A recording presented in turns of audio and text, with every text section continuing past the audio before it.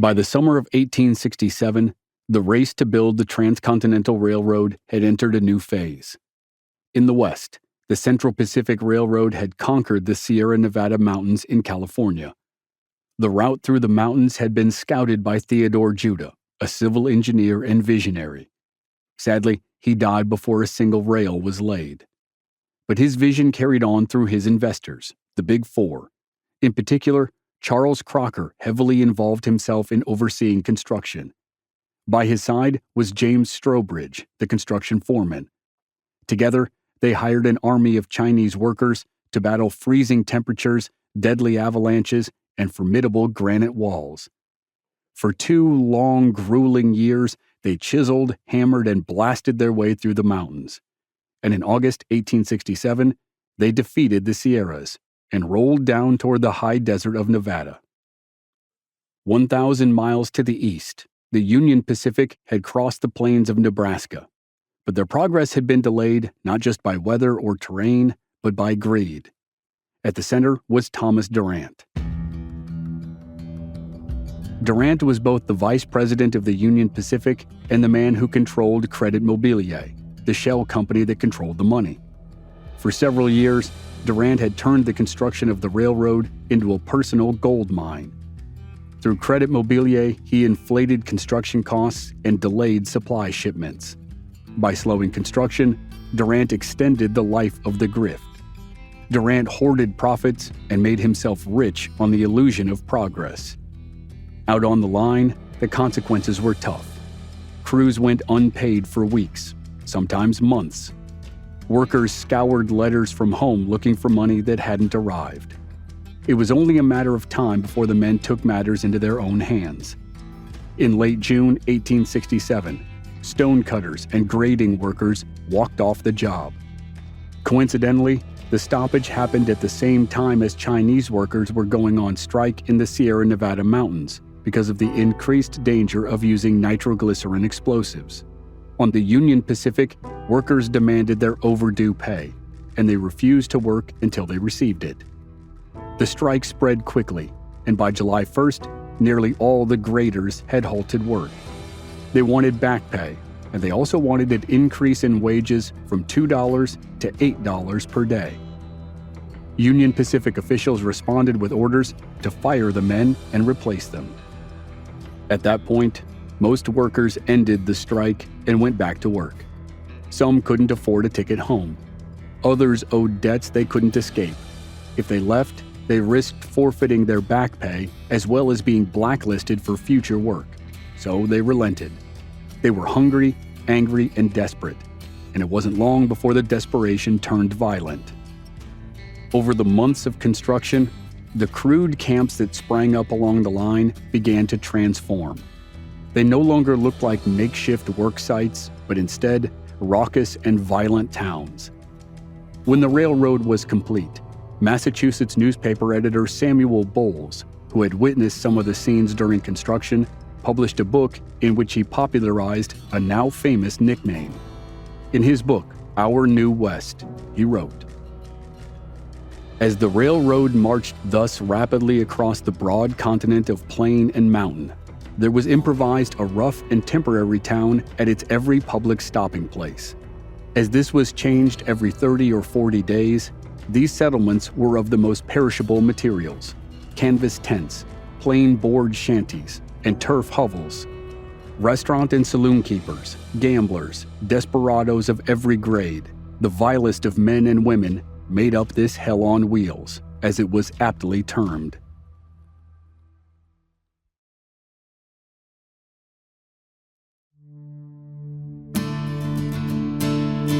From Black Barrel Media, this is Legends of the Old West. I'm your host, Chris Wimmer, and this season is Hell on Wheels, the epic story of the Transcontinental Railroad. Despite countless hardships and obstacles, the Union Pacific and the Central Pacific did what many thought was impossible. They connected the American nation by rail. This is Episode 3, Desperadoes of Every Grade.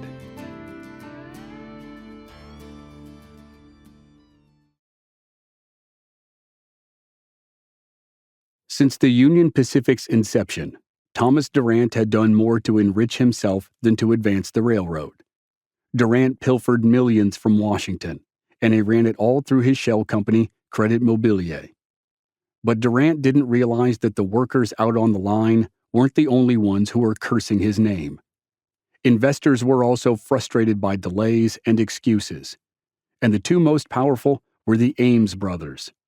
Oakes Ames was a congressman from Massachusetts. His brother Oliver was a prominent manufacturer. They were brought into Credit Mobilier by Durant himself. But by late 1866, as the construction crew hunkered down in North Platte, Nebraska for the winter, the Ames brothers had turned from partners to rivals. Word of Durant's endless scheming threatened the Ames brothers' reputations and investments. So they quietly began to take control from Durant by buying out shareholders. By the spring of 1867, the Ames brothers held a controlling interest of 52% in Credit Mobilier. With majority control, they were able to fire Thomas Durant from his own company. Durant was allowed to remain vice president of the Union Pacific, but his grip on power was broken. And Durant wasn't the only member of the old guard who was squeezed out. George Francis Train, the flamboyant promoter who had helped Durant establish Credit Mobilier, was also gone. With Durant and Train out, control of the project fell to men who actually wanted to build a transcontinental railroad, men who had the experience to oversee an ambitious endeavor and to make sure the Union Pacific won the great race. The key additions to the team were Grenville Dodge and the Casement brothers. Grenville Dodge was a former Union general who had surveyed the Great Plains long before the first spike was driven. In 1859, he had recommended the Platte River Valley as the ideal route west. He knew it was a natural corridor used by Native American hunters and wagon trains for generations. Dodge had an engineer's mind and a soldier's resolve, and over the years, he earned a reputation for unmatched precision and speed. During the Civil War, Dodge served under Union General William Tecumseh Sherman, and he was tasked with building and defending railroads deep in Confederate territory.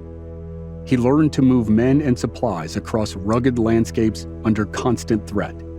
He understood how terrain shaped logistics and how to command it. Shortly after the Civil War ended, Dodge had taken a small scouting party into the high plains along the Front Range of the Rockies. He was surveying the land when his group was ambushed by Cheyenne warriors. As he and his men escaped arrows and gunfire, Dodge saw something the others missed: a narrow gap through the Laramie Mountains. Their escape route was a perfect natural path through the Rocky Mountains. A few months later, Dodge stood before the Union Pacific Board and declared, quote, "That's the route. That's where we lay the rails." And the decision was made. To build through the mountains, Dodge turned to Jack Casement, another former officer who had fought in Virginia and Georgia. Casement, known to his men as General Jack, was short, wiry, and famously tough. He ran the track-laying crews like a military operation. At his side was his brother Dan. Dan handled logistics and kept crews supplied and on schedule. Together, the Casement brothers pushed Dodge's plan forward at a pace the Union Pacific had never seen. Dodge broke the work into overlapping divisions: graders, bridge builders, track layers, and kept them spaced like relay runners. While one team blasted rock, another laid ties. While iron rails were hammered into place, telegraph lines went up beside them. It was controlled chaos, moving mile by mile across the prairie. With Durant sidelined and real engineers in charge, the Union Pacific surged forward. By June of 1867, the railroad had crossed more than 360 miles of Nebraska prairie. Before long, they were out of Nebraska and into northeastern Colorado. At the rate they were going, it was obvious they would win the race. But one thing stood in their way: themselves.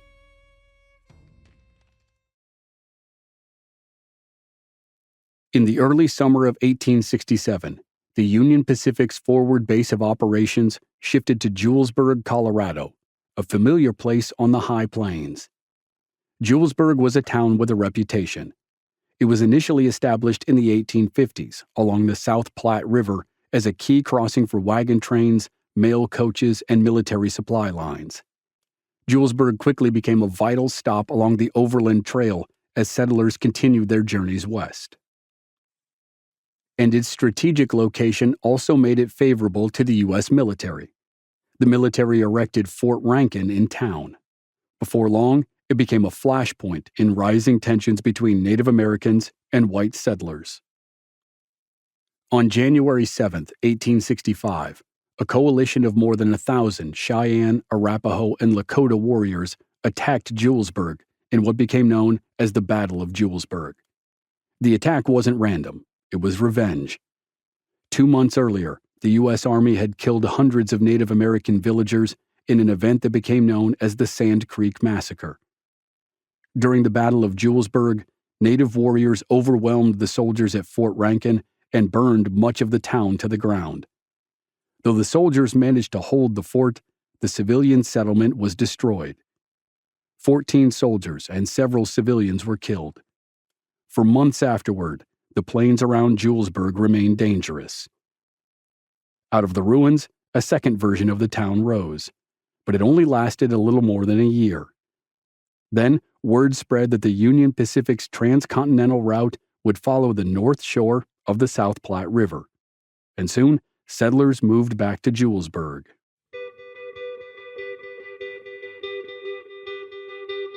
In the spring of 1867, the third iteration of Julesburg was born, and this time it was directly along the line of the railroad.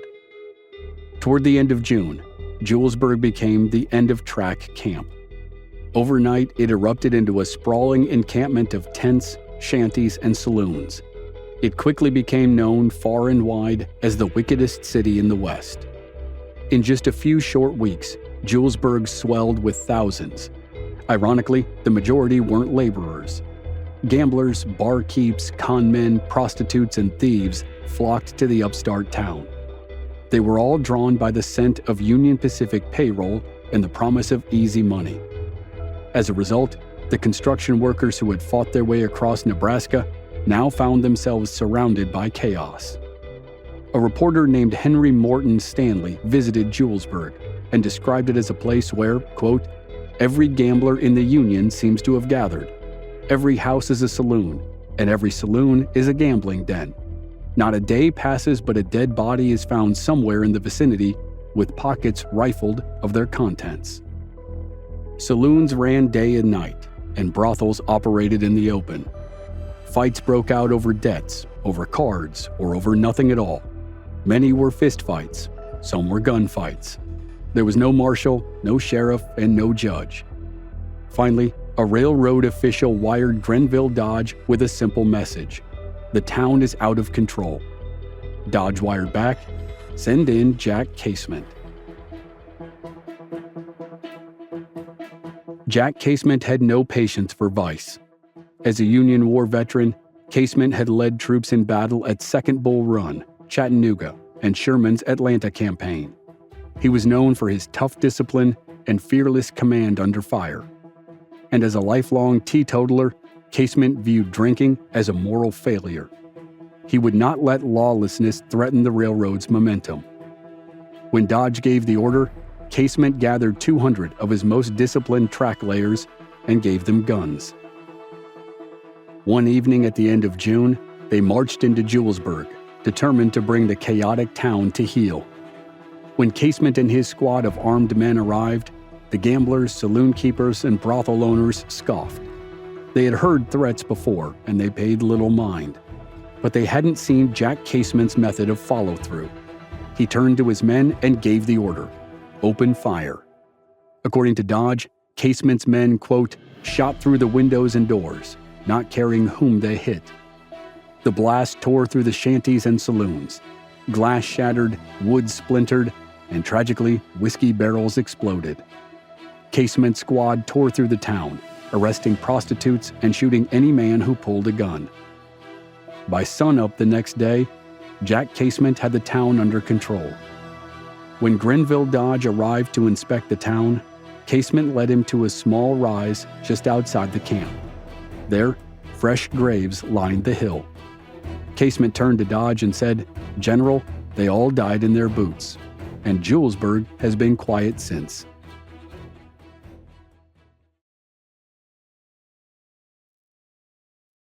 The phenomenon of the Hell on Wheels camps is generally considered to have started in North Platte, Nebraska.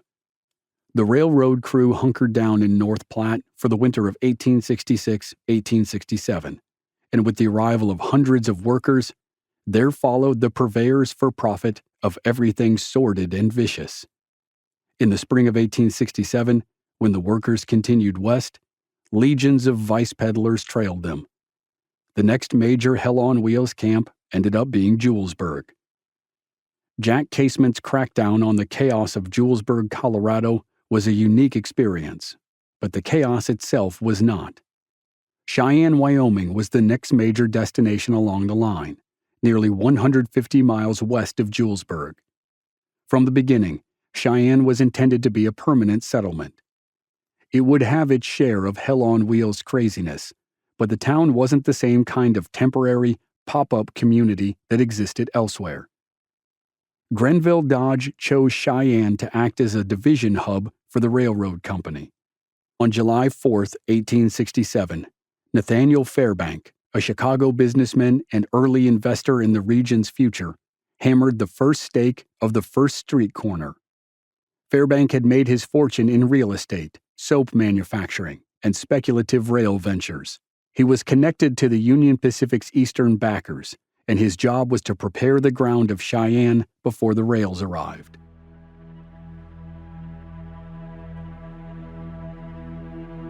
Because Cheyenne wasn't going to be like other towns along the rail, its construction was different too. Wide streets were laid out for freight traffic. Land was reserved for depots, roundhouses, repair shops, hotels, and civic buildings. A newspaper was established, the Cheyenne Leader. Before the first train ever rolled into town, Cheyenne earned its nickname, the Magic City of the Plains. The U.S. Army built Fort D.A. Russell nearby in September, and then 2 months later, the rails reached the edge of town. With them came Hell on Wheels, and the magic of the Magic City vanished. Track workers, saloon keepers, gamblers, prostitutes, and grifters poured into the new town, just as they had in every other end-of-track camp before it. Within weeks, Cheyenne's population ballooned to more than 4,000 people, and with them came the familiar routine. Gambling dens operated all day and all night. Liquor flowed on every corner. Armed robbery and nighttime murders became regular. The Army at Fort D.A. Russell enforced a strict off-limits policy for its troops rather than risk sending them to town. If law and order was to come to Cheyenne, the people would have to figure it out for themselves. As winter set in, with temperatures dropping and daylight hours growing shorter, one of the darkest events of Cheyenne's early history happened in the frigid months of 1868.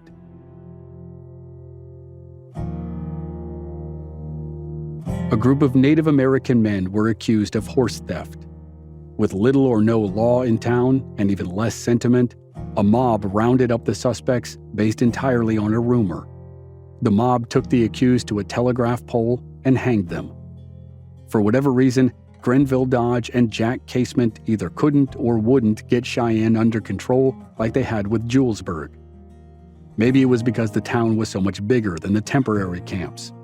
It was supposed to be a permanent settlement, so maybe Dodge and Casement thought the locals could figure out law and order on their own.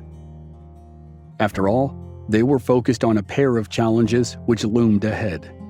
Survey crews were charting parts of the Laramie Mountains, about 30 miles west of Cheyenne. Dodge was more concerned about logistics and topography than vigilante justice. He buried himself in telegrams and route maps and ignored Cheyenne. When asked about the city's conditions, he said, "I must push west. The Indians hold the country from here to Green River, and unless I get out there, we will fail in all our plans for 1868." So the lawlessness continued in Cheyenne as the railroad pushed on.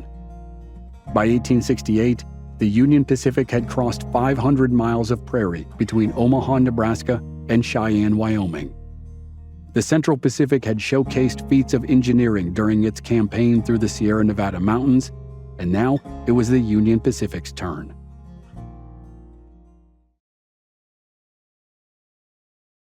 At 8,242 feet above sea level, Sherman's summit marked a formidable rise in the Laramie Mountains.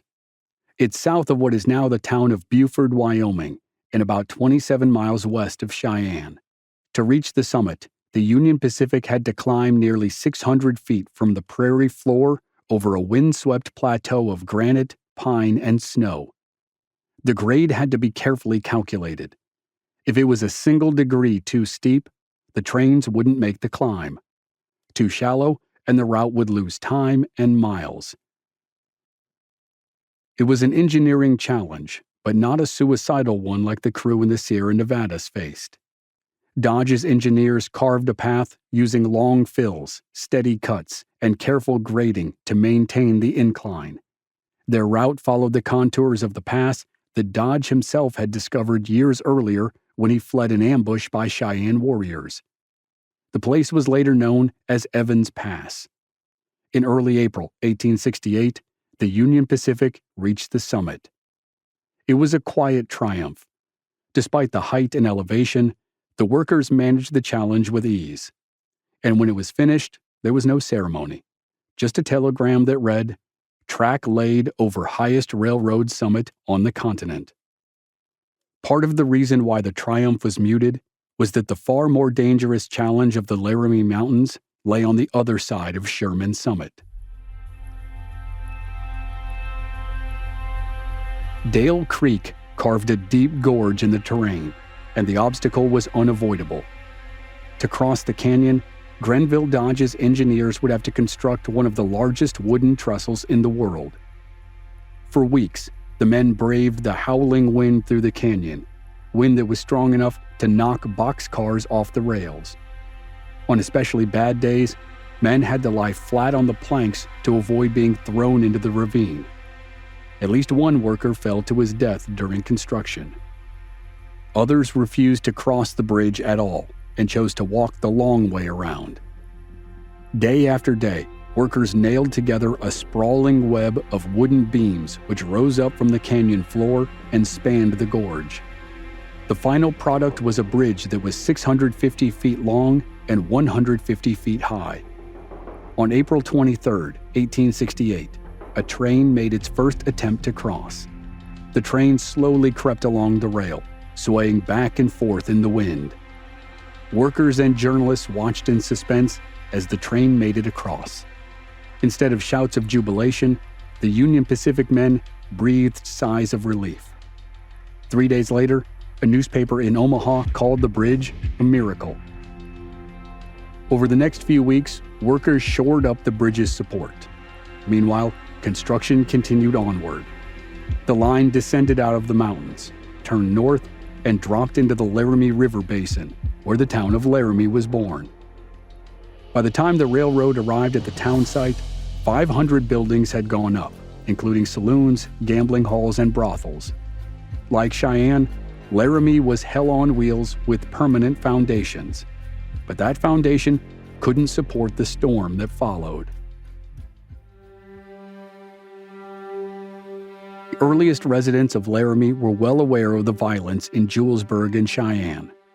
To try to avoid the same situation in Laramie, a group of merchants and civic boosters formed a provisional government. They elected a mayor, appointed officials, and established order before Laramie could turn into a typical hell-on-wheels town. Unfortunately, they weren't quick enough. The gangs in Laramie didn't bother hiding in the shadows. They threatened officials and drove out reformers. Within 3 weeks, every civic officer had resigned, some under direct threat of death. And it got worse. In the early summer of 1868, a train carrying Union Pacific wages pulled into the rail yard. Before the paymaster could open his books, a group of armed men fired from behind freight cars. Railroad guards returned fire, and gunshots echoed through the camp. When the smoke cleared, several men lay dead. Ultimately, the outlaws didn't get the payroll, but they proved a point. The railroad's money was vulnerable. Until then, the Army, stationed at nearby Fort Sanders, had kept its distance. But the attempted robbery changed that. For the first time, soldiers intervened to support Union Pacific's civil authority. Soldiers guarded paymasters, escorted freight, and protected assets. But even soldiers couldn't quell the town's violence. In August, local railroad men and merchants formed a vigilance committee. They arrested and hanged a known outlaw who called himself the Kid. The Kid's gang retaliated and shot up parts of the town. For nearly 2 months, the outlaws effectively ran Laramie. Then, the vigilantes struck back hard. On the night of October 29, 1868, 500 armed men launched a coordinated attack on all outlaw strongholds. The Belle of the West Saloon, infamous for housing gamblers and gunmen, became a war zone. When the shooting stopped, 5 men were dead and 15 were wounded. 4 more were hanged from telegraph poles. By morning, Laramie belonged to the vigilantes, who were technically the good guys at that point in time in the raw frontier town of Laramie, Wyoming. With that, Laramie staggered into uneasy order. And as always, the Union Pacific rolled on. With Sherman Summit and Dale Creek Bridge behind them, the wheels kept pushing west, into the hostile territory that had worried Grenville Dodge more than the chaos in Cheyenne.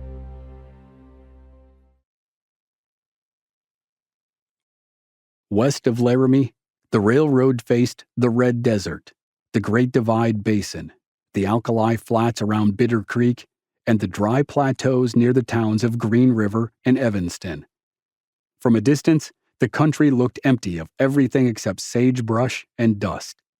It was a similar scenario to the one that was faced by generations of Texas Rangers who followed Comanche warriors into El Llano Estacado, the staked plains of far west Texas. The land looked empty and unbroken, but it wasn't. In Wyoming, the supposedly barren lands were the domain of the Northern Cheyenne, the Arapaho, and the Lakota. To those nations, the railroad was an advancing threat.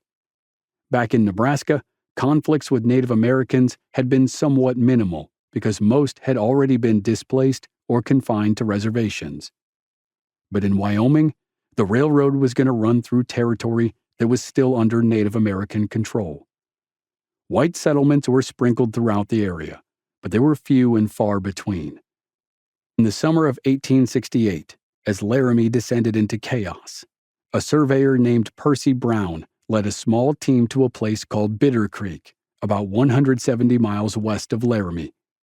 It was hot, dry country, the kind of place filled with rattlesnakes in the brush, and, as Percy Brown learned, Lakota warriors on the ridgelines.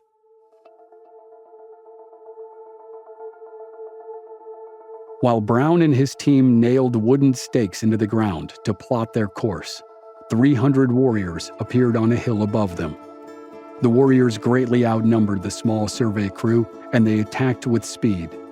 Brown and his men tried to run and then fight, but the skirmish lasted less than 30 minutes. When Grenville Dodge's cavalrymen arrived, they found 3 members of the survey crew dead, including Percy Brown. The others had scattered or been captured. The Lakota took the survey equipment and left the stakes broken on the ground.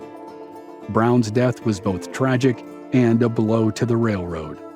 Without his data, the land had to be resurveyed, which halted forward progress for more than a week. And that was just one of many times Union Pacific surveyors ran up against Native American warriors.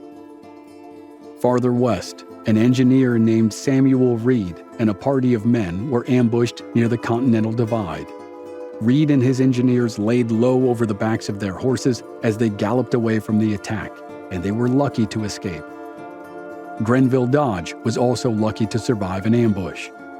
On a personal inspection trip through the southwest corner of Wyoming, his group came under fire. Dodge wasn't hit, but his escort suffered 2 injuries. They managed to escape and make it to Fort Fred Steele. When he arrived, Dodge demanded a stronger cavalry presence along the route. It was clear that the railroad was going to have to fight for every inch of ground.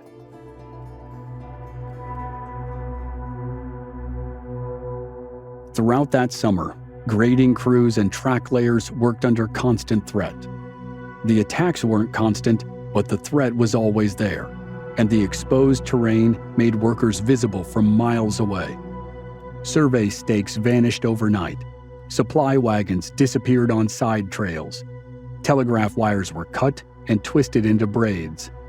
In one case, a lone telegraph operator was found dead and mutilated. Military reinforcements trickled in from Fort Bridger and Fort Steele, but the distances were enormous and the numbers were thin. The Army had to patrol hundreds of miles with limited manpower. Meanwhile, engineers began constructing small wooden blockhouses with rifle ports every few miles. The buildings were essentially crude forts for shelter during attacks. And yet, none of the threats or attacks stopped the railroad. While some crews refused to advance without an armed escort, the majority of Jack Casement's crews pushed forward. Grenville Dodge coordinated from the front, and slowly, mile by mile, the rails crept westward toward the Utah border. By the fall of 1868, word had spread that the Central Pacific was out of the Sierra Nevada mountains and gaining momentum. As the Union Pacific entered Mormon territory, the Central Pacific entered the Nevada desert. There was less than a year left in the great race to complete the Transcontinental Railroad, but both crews would have to endure the brutally hot and dry conditions to reach their junction.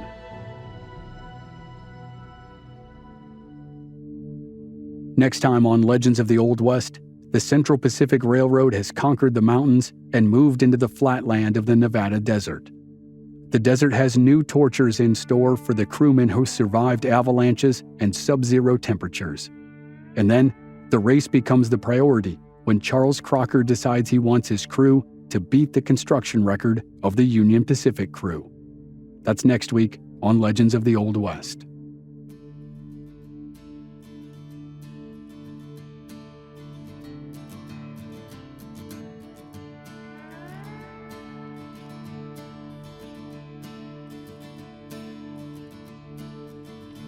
Members of our Black Barrel Plus program don't have to wait week to week to receive new episodes. They receive the entire season to binge all at once with no commercials. And they also receive exclusive bonus episodes. Sign up now through the link in the show notes or on our website, blackbarrelmedia.com. Memberships are just $5 per month. This series was researched and written by Matthew Kearns. It was produced by Joe Guerra. Original music by Rob Valier. I'm Chris Wimmer. Thanks for listening.